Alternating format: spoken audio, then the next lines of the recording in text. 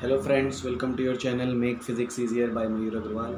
मैं आपका टीचर, आपका फ्रेंड मयूर अग्रवाल आज आपके साथ हूँ heat and energy, very important topic के पहले पार्ट के साथ। So before starting the topic I would like to request you those students who have not liked and subscribe my channel yet, please do like subscribe, okay. So we are going to start our topic heat and energy. So first of all we are going to discuss what is heat. Heat क्या है? अगर हम one word में बात करें, heat is a form of energy. Heat एक energy का form है, बट क्या है उसमें, क्या होता है, उसको हम कैसे कैलकुलेट करते हैं? मैं आपको बता दूं, heat is basically calculated with the energy of the particles of the substance. कोई भी मटेरियल होता है, कोई भी सब्सटेंस होता है, उसके जो भी पार्टिकल्स होते हैं they contain two types of energy. Potential energy due to their mass और due to their position, you can say, and the second is kinetic energy due to their random motions or you can say vibrations. So when the substance gets any type of heat energy from the external source, then the potential energy not changes but the kinetic energy will increase rapidly. So we can say that the total internal energy of each molecule, of each particle also goes increasing. So this is called the heat energy. The average total internal energy of a substance is called heat energy. किसी भी substance के अंदर there are million of particles, billion of particles, तो हर particle की जो energy है उस सबका जो एवरेज आएगा that is called heat energy. So heat energy is the internal energy possessed by the body. और इंटरनल एनर्जी क्या है वो मैंने आपको एक्सप्लेन कर दिया. Okay, so the definition for heat energy is the internal energy of the body. It is just a type of energy and for the sake of convenience we use its unit as calorie. जो heat energy की हम लोग unit use करते हैं वो calorie होती है. And 1 calorie is equal to 4.18 joule. This is the relationship between calorie and the SI unit of heat, SI unit of energy. So heat is also a type of energy, but it is the energy related to the particles. Okay, so now we are going to discuss the definition of 1 calorie. ये जो 1 calorie की definition है ये कहाँ से आई है? From where the definition of 1 calorie comes. So इसके लिए आपको एक measurement याद रखनी होगी, 14.5 to 15.5 डिग्री सेल्सियस.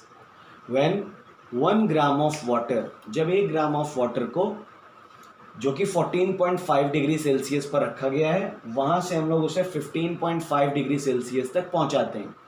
14.5 उसका इनिशियल टेम्परेचर है वाटर का. कितने वाटर का? 1 gram. So when 1 gram of water which is at 14.5 degree Celsius and we are going to increase its temperature by 1 degree Celsius and we are going to attain 15.5 degree Celsius, then we have to give some energy to the water. That amount of energy is called 1 calorie.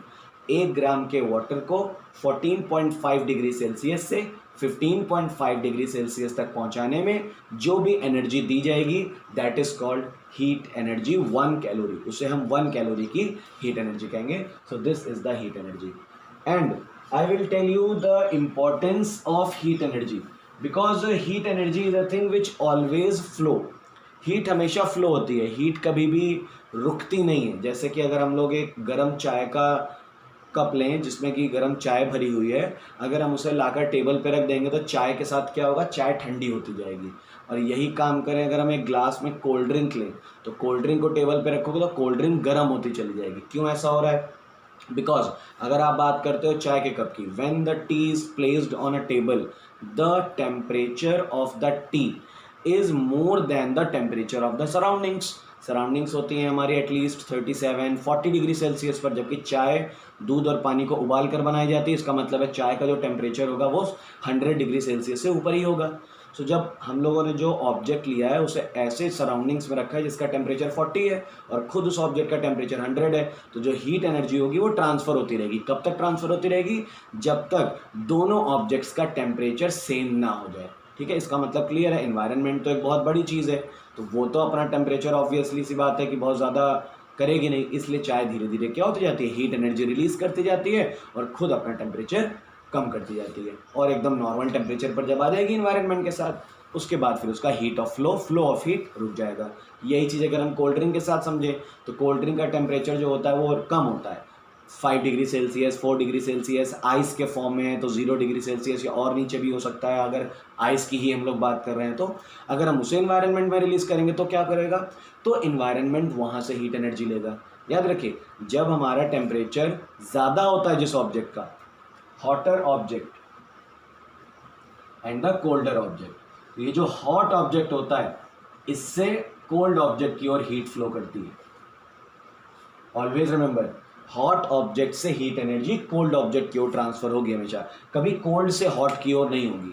तो जिस भी object का, और physics में हम लोग जानते हैं जिस ऑब्जेक्ट का टेम्परेचर ज़्यादा होता है उसे हॉट ऑब्जेक्ट कंसीडर किया जाता है, तो जिस ऑब्जेक्ट का टेम्परेचर कम होता है उसे कोल्ड। टेम्परेचर की बात अभी हम बाद में करते हैं, सबसे पहले हम फ्लो ऑफ हीट को समझ लेते हैं। So flow of heat is always from the hotter object to colder object. Okay, now we know that the heat energy always transfers, but as I told you, when it will stop, when the temperature, when the heat energy of for the both objects temperature for the same। तो आप heat energy के terms में नहीं कह सकते heat energy same, ये word जरूरी नहीं है अप्लाई हो जाए। heat energy same, भाई मान लीजिए एक ऑब्जेक्ट का मास 1 किलोग्राम है और दूसरे ऑब्जेक्ट का मास 100 किलोग्राम है, तो दोनों में हीट एनर्जी सेम तो होना पॉसिबल नहीं है। टेम्परेचर में भी सेम, टेम्परेचर सेम हो सकता है लेकिन हीट एनर्जी दोनों में अलग अलग होती है। तो जो अगर हम लोग बात करें हीट एनर्जी डिपेंड करती है वो कौन कौन से फैक्टर पर। The first factor is mass of body, that is the first factor on which heat energy depends. Second factor is temperature difference, heat energy depend on the temperature difference, not only the temperature। Temperature difference का मतलब है अगर object 20 degree Celsius पर है और आपको उसे 30 degree Celsius पर पहुंचाना है, तो ये जो बीच का गैप आया 10 डिग्री सेल्सियस, इस पर हीट एनर्जी डिपेंड करेगी, ना कि उसके इनिशियल टेम्परेचर पर। और जो थर्ड पॉइंट होता है दैट इज द मटेरियल, वो ऑब्जेक्ट कौन से मटेरियल का बना है। हर ऑब्जेक्ट की अपनी अपनी हीट को एब्जॉर्व करने की, हीट को संभालने की अलग अलग अपनी अपनी नेचर होता है। जैसे हम लोग बात करें तो जो भी हमारे, जैसे मान लीजिए आयरन है, it is a good conductor, लेकिन अगर हम वुड की बात करें तो ये अच्छा कंडक्टर नहीं है। वाटर एक अच्छा कंडक्टर नहीं है हीट का, तो इसलिए तीसरा फैक्टर बन जाता है material. So these are the 3 factors on which heat energy depends. So this is the concept of heat. Now right now I am making this video on the behalf of 9th class students। मैं ये video 9th class के students के लिए बना रहा हूँ, तो इसलिए हमें इसमें और भी ज़्यादा अभी डीपली नहीं जाना है। When I will give you the video for the class 10th, same topic, heat topic का जब मैं आपको 10th के लिए दूंगा तब हम और ज़्यादा डेप्थ में जाएंगे इन सारे फैक्टर्स की और हीट के कॉन्सेप्ट की। अभी हमें सिर्फ इतना ही पढ़ना है, हीट की डेफिनेशन, उसका जो हम लोगों ने कैलोरी पढ़ा, उसका जो यूनिट होता है कन्वीनियंट यूनिट, कैलोरी का जूल से रिलेशन, और हीट एनर्जी का फ्लो के बारे में थोड़ी सी information. Now we are going to discuss about the next topic which is temperature. What is temperature? जैसा कि मैंने अभी बताया, हीट एनर्जी की हेल्प से सिर्फ हम ये नहीं जान सकते कि कोई ऑब्जेक्ट कितना गर्म है या कितना ठंडा है, क्योंकि हीट एनर्जी तीनों फैक्टर्स पर डिपेंड करती है, मास पर भी, मटेरियल पर भी और टेम्परेचर डिफरेंस पर भी। तो हीट एनर्जी को एग्जैक्टली मेजर करने के लिए, एग्जैक्टली बताने के लिए जो क्वांटिटी यूज होती है दैट इज टेम्परेचर। तो जो टेम्परेचर की डेफिनेशन बनेगी, द मेजरमेंट ऑफ हॉटनेस और coldness of an object is called temperature. ऐसे सिर्फ हम एक ऑब्जेक्ट को छू कर ये बता सकते हैं कि वो ठंडा है या गर्म है, लेकिन एग्जैक्टली वो कितना ठंडा है या एग्जैक्टली वो कितना गर्म है, that is measured by temperature. तो टेम्परेचर एक ऐसी मेजरमेंट है जिससे ऑब्जेक्ट की हॉटनेस या ऑब्जेक्ट की कोल्डनेस मेजर की जाती है। टेम्परेचर की जो केल्विन होती है इसकी SI यूनिट, बाकी हम लोग सेल्सियस भी यूज़ करते हैं और फ़ारेनहाइट भी इसकी यूनिट होती है। So these are the 3 units, but in which this is the SI unit। जो केल्विन होता है उसमें और सेल्सियस का सिंपल सा रिलेशन है C+223। मतलब अगर हम मान लीजिए 0 डिग्री सेल्सियस की बात करते हैं तो केल्विन में वो कहलाएगा 273 केल्विन। अगर मान लीजिए हम लोग 10 डिग्री सेल्सियस की बात करते हैं तो वो केल्विन में कहलाएगा 283 केल्विन। तो सिंपली अगर आप सेल्सियस को केल्विन में कन्वर्ट करना चाहते हो तो आप 10 उसमें ऐड कर दोगे। और जो फ़ारेनहाइट और सेल्सियस में रिलेशन होता है ये थोड़ा सा कॉम्प्लिकेटेड होता है, C/5 is equal to F-32/9। ये रिलेशनशिप होती है सेल्सियस और फ़ारेनहाइट स्केल में। याद रखिएगा, अगर हम टोटल नंबर ऑफ डिवीजन्स की बात करें between steam point and ice point, steam point and ice point, ये क्या होते हैं पहले तो ये समझ लीजिए। स्टीम पॉइंट का मतलब टेम्परेचर स्केल का वो पॉइंट जहाँ पर ऑब्जेक्ट अपनी वेपराइज स्टेट में आ जाता है, वाटर अपनी वेपर स्टेट में मतलब स्टीम कंडीशन में आ जाता है। और आइस पॉइंट का मतलब ऐसा पॉइंट जिस पर वाटर आइस की स्टेट में आ जाता है। तो अगर हम केल्विन स्केल में बात करें तो जो स्टीम पॉइंट होता है दैट इज़ 373 केल्विन, और जो आइस पॉइंट होता है दैट इज़ 273 केल्विन। सेल्सियस में बात करें तो ये 100 डिग्री सेल्सियस और यहाँ पर 0 डिग्री सेल्सियस। और अगर हम फ़ारेनहाइट में बात करें तो ये हो जाता है 212 डिग्री फ़ारेनहाइट और ये हो जाता है आपका 32 degree Fahrenheit. So this is the concept of steam point and ice point. याद रखिएगा, इसमें आप जैसा कि देख रहे हो स्टीम पॉइंट और आइस पॉइंट के बीच कितने डिवीजन्स हैं, 100। इसमें आइस पॉइंट और स्टीम पॉइंट के कितने डिवीजन्स हैं, 100। लेकिन यहाँ पर नंबर ऑफ डिवीजन्स कितने हो गए हैं, 180। आपने कभी सोचा है कि हम लोग जो टेम्परेचर अपनी बॉडी का मेजर करते हैं, ऑब्वियसली जब बुखार आता है तो वो फ़ारेनहाइट में मेजर करते हैं, सेल्सियस और इसमें क्यों नहीं मेजर करते हैं? क्योंकि अगर बात की जाए इन तीनों में एक्यूरेट की या प्रिसाइज की, which is the precise unit for measuring the temperature, तो प्रिसाइज यूनिट होगी फ़ारेनहाइट, क्योंकि इसके स्टीम पॉइंट और आइस पॉइंट के बीच में सबसे ज़्यादा डिवीजन्स है, तो ये हमें ज़्यादा एक्यूरेट रीडिंग देगी, जो कि हम लोगों ने लीस्ट काउंट वाले फैक्टर में पढ़ा था। यहाँ पर लीस्ट काउंट कम हो जाएगी नंबर ऑफ डिवीजन्स बढ़ने से, तो जिस वजह से हमें और भी अच्छी एक्यूरेट एंड प्रिसाइज मेजरमेंट मिलेगी। इसीलिए बुखार नापने में हम लोग फ़ारेनहाइट स्केल का यूज़ करते हैं, जबकि SI यूनिट क्या है, kelvin. Okay, I have given you both the relations. Kelvin और सेल्सियस का तो बहुत आसान होता है, सेल्सियस और फ़ारेनहाइट का थोड़ा सा कॉम्प्लिकेटेड होता है, वो आपके सामने लिखा है। So this is the temperature, concept of temperature.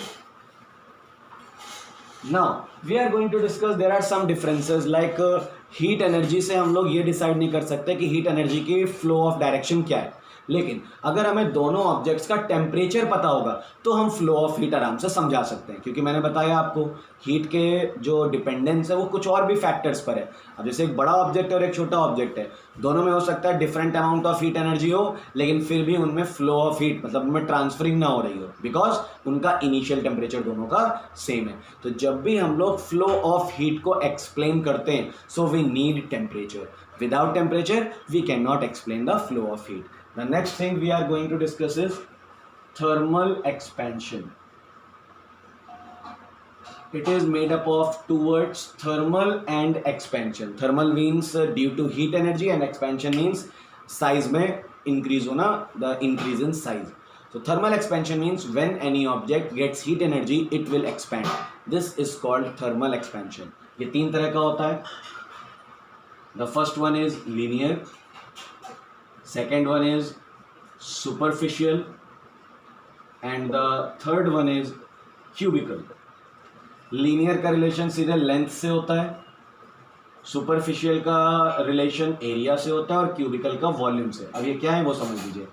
जब कोई ऑब्जेक्ट एक बहुत ऐसा ऑब्जेक्ट है जो कि सिर्फ लेंथ में इंक्रीज हो रहा है, जैसे कि एक वायर अगर बहुत पतला है, अगर हम उसको नेग्लिजिबल मान के चलें उसका area of cross section wire, तो अगर हम उसको टेम्परेचर देते हैं, उसको हीट एनर्जी देते हैं, उसका टेम्परेचर बढ़ाने की कोशिश करते हैं, तो उसकी लेंथ में इंक्रीमेंट आएगा, which is called linear expansion. लेकिन अगर हम आयरन की बनी एक थिन शीट लेते हैं, बहुत पतली शीट जिसकी थिकनेस नेग्लिजिबल है, तो उसमें जब हम लोग टेम्परेचर बढ़ाएंगे तो उसके एरिया में, क्योंकि उसकी लेंथ भी इंक्रीज होगी और उसकी ब्रेथ भी इंक्रीज होगी, तो वहाँ पर जो एक्सपेंशन प्रोड्यूस होगा that is called superficial expansion. और जब हम कोई ऐसा एक ब्लॉक ले लें, आयरन का एक ब्लॉक ले लें जिसमें लेंथ ब्रेथ हाइट तीनों है, उसको जब आप हीट एनर्जी दोगे तो उसमें तीनों quantities length breadth and height all the dimensions will increase, तो वहाँ पे देखा जाए तो वॉल्यूम इंक्रीज हो रहा है, that is why it is called cubical expansion. So ये तीन तरह के एक्सपेंशन होते हैं। लेंथ में जब एक्सपेंशन हो सिर्फ तो उसको लीनियर एक्सपेंशन कहेंगे, एरिया में एक्सपेंशन हो तो उसको सुपरफिशियल एक्सपेंशन कहेंगे, और जब वॉल्यूम में हो तो उसको हम लोग क्यूबिकल एक्सपेंशन कहेंगे। तो these are the three types of expansions. The next thing we are going to discuss that, as we discussed in the previous video, in the video of relative density, I have told you when the temperature increases, the density decreases. That is true, but I have told you one point over there, water's anomalous behavior. So next thing we are going to discuss is anomalous behavior of water.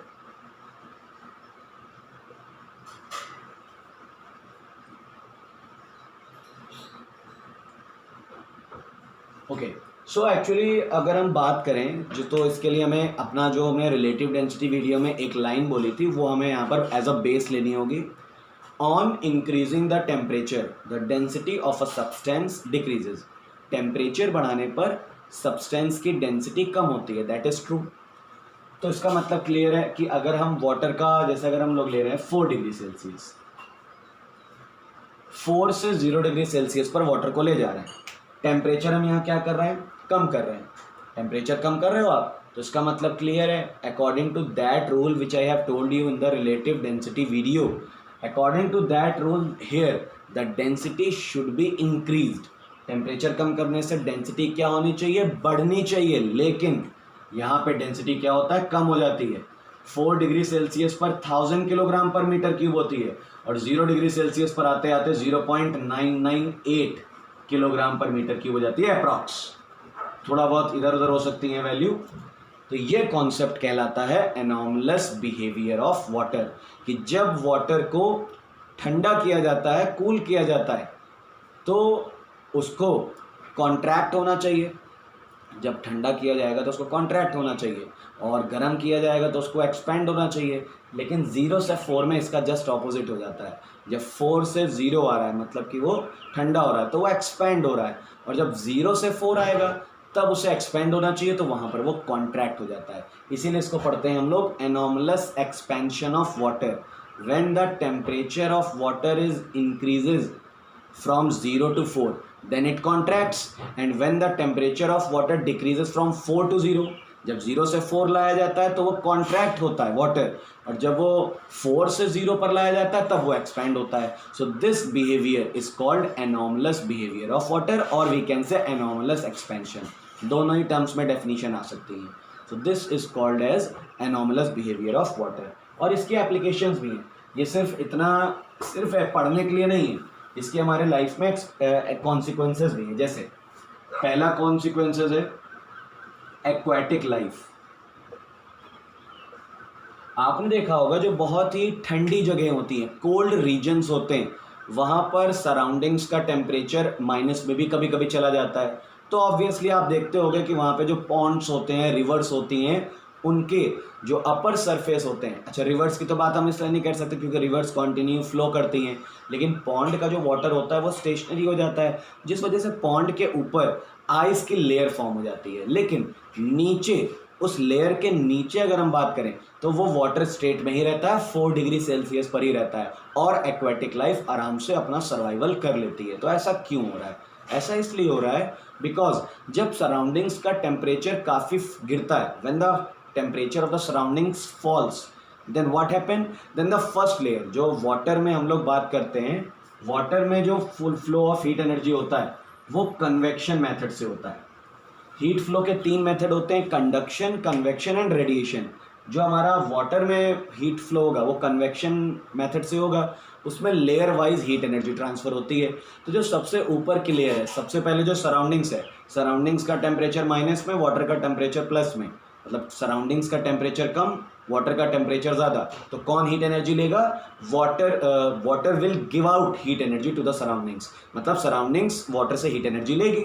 तो जब heat energy लेना शुरू करेगी तो जो सबसे पहली layer होगी वो सबसे पहले उसका टेम्परेचर गिरना शुरू होगा. इस तरह दूसरी लेयर और तीसरी लेयर, इस तरह धीरे धीरे बढ़ता जाएगा. जब हमारे पॉन्ड की पूरी फर्स्ट लेयर पूरी तरह से 0 डिग्री सेल्सियस पर आ जाएगी, अब उसने अपनी डेंसिटी क्या कर ली है, बढ़ा ली है, क्योंकि उसका टेम्परेचर कम हुआ तो डेंसिटी बढ़ गई है.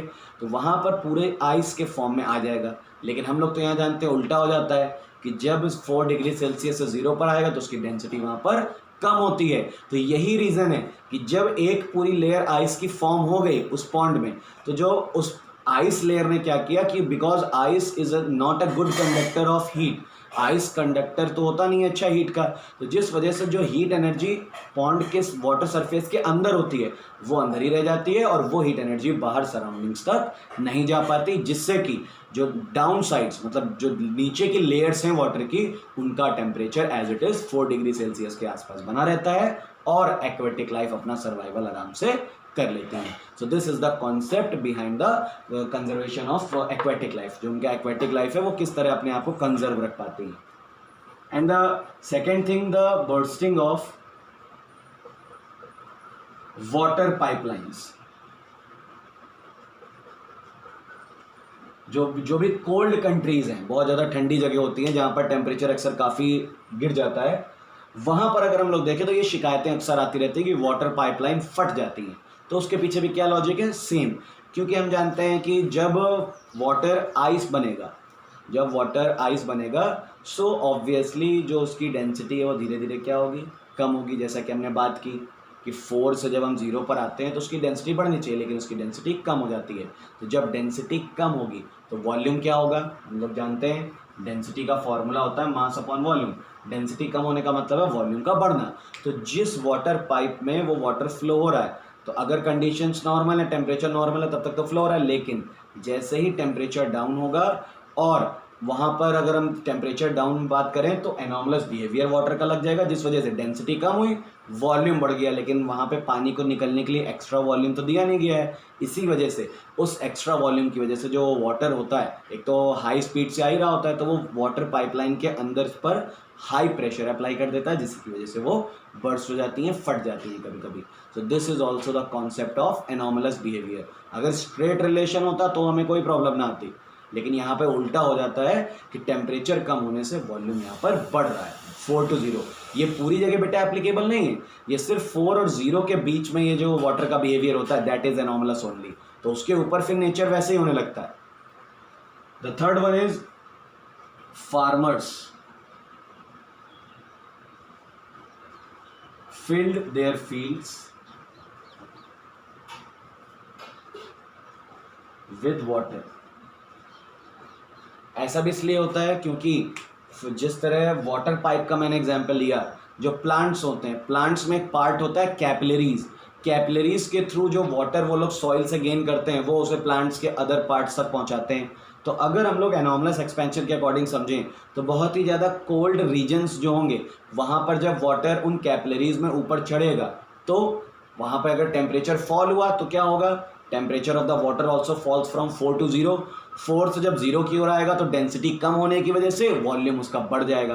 तो जो कैपिलरीज हैं उनमें एक्स्ट्रा वॉल्यूम दे पाने की जगह तो होगी नहीं. तो जिस तरह वाटर पाइपलाइंस को बर्स्ट कर रहा है उसी तरह कैपिलरीज को भी बर्स्ट कर देता है. कैपिलरीज को बर्स्ट करने से क्या होता है कि प्लांट्स की डेथ हो जाती है, प्लांट्स की ग्रोथ खत्म हो जाती है. क्योंकि जब तक प्लांट्स को वाटर का कनेक्शन नहीं मिलेगा, वाटर का उसको जो भी ज़रूरत है वो पूरी नहीं होगी, then the plants can not grow and can not survive. Then the जो भी उनकी क्रॉप्स होती हैं पूरी तरह से ख़त्म हो जाती हैं. तो इसीलिए फार्मर्स पहले से ही वाटर फिल कर देते हैं, जिससे कि जो इन्वायरमेंट है, जो सराउंडिंग है, वो जो भी हीट एनर्जी लेनी है वो उस वाटर से ले, ना कि कैपिलरीज में प्रेजेंट वाटर से. तो प्लांट्स आराम से अपनी लाइफ बचा लेते हैं because of this concept. So these are the 3 consequences related to anomalous behaviour of water. So we can say that. Now अगर हम एक ग्राफ डिस्क्राइब करें, एक ग्राफ अगर बनाए, क्योंकि यहाँ पे ग्राफ की भी इंपॉर्टेंस है और यहाँ 2 क्वांटिटीज में ग्राफ आता है.